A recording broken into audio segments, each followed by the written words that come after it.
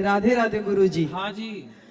बहुत ही मेरे को खुशी हो रही है आपको सामने से दर्शन करके। मैं नोएडा से आई हूँ, मेरा नाम कविता है, मेरी दीदी भी आई है साथ में, और बहुत इच्छा लेकर आई थी कि आपसे दर्शन करूं आपको सामने से।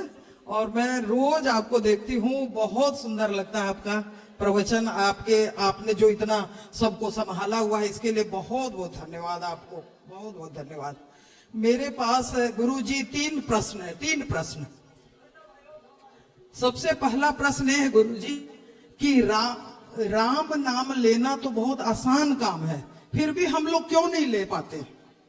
ये मेरा क्वेश्चन। राम नाम के आलसी भोजन के होशियार, हाँ। तुलसी ऐसे जीव को बार बार धिक्कार। आलस्य इतना ज्यादा है, विश्वास नहीं है लोगों को भगवान के नाम पर, इसलिए लोग नाम नहीं जपते। लेकिन जो सत्संग करते हैं ठीक ठीक, वो नाम जपते हैं। हाँ, तो ये मैं चाहती हूँ कि गुरु जी आशीर्वाद दीजिए, मेरे को अटल विश्वास हो जाए, मैं निरंतर नाम लूं भगवान बिल्कुल का। बिल्कुल बिल्कुल। नेक्स्ट, और दूसरा सवाल। और दूसरा प्रश्न ये है गुरु जी, मेरे मन में हमेशा शंका आती है कि जो अच्छे कार्य करते हैं, जो इस दुनिया में कुछ करना चाहते हैं, उनके जीवन में बाधा बहुत आती है।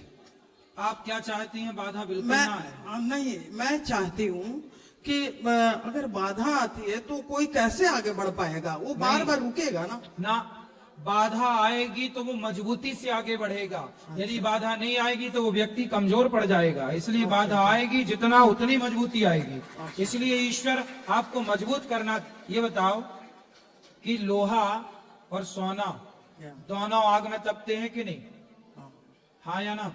हाँ। आग में तपता है ना लोहा और सोना। क्यों तपता है? क्योंकि जितना तपेगा उतना वो मजबूत होता है, उतना चमकता है। बस यही है, जितना ईश्वर दुख देते हैं, तकलीफ देते हैं, वो ईश्वर का प्रसाद मान के रखना चाहिए, और उतना आप आगे बढ़ेंगे। आज इस संसार में जितने सफल लोग हुए हैं, उन्होंने खूब तपाया, उनके जीवन में खूब चुनौतियां थी, संघर्ष था। बिना संघर्ष बिना चुनौतियों के कोई आगे बढ़ा है तो वो सफल हुआ ही नहीं है। यदि मिट्टी होती है, मिट्टी पानी डालो गल जाती है, बिल्कुल। लेकिन वही मिट्टी जब तपती है भट्टे पे तो मिट्टी का घड़ा पानी को ठंडा करता है, गलता नहीं है, वो मजबूत हो गया, वो पानी आपके लिए तैयार है। यदि वो मिट्टी के घड़े को ना तपाया गया होता तो क्या आपकी प्यास बुझाने के काम आता? नहीं, बिल्कुल नहीं। फिर तो जितना तपता है उतना निखरता है, वो काम आता तो है। हम इसलिए लोगों को संघर्ष बिल्कुल मजबूती से खड़े रहना। और मजबूत होना चाहिए। धन्यवाद गुरु जी।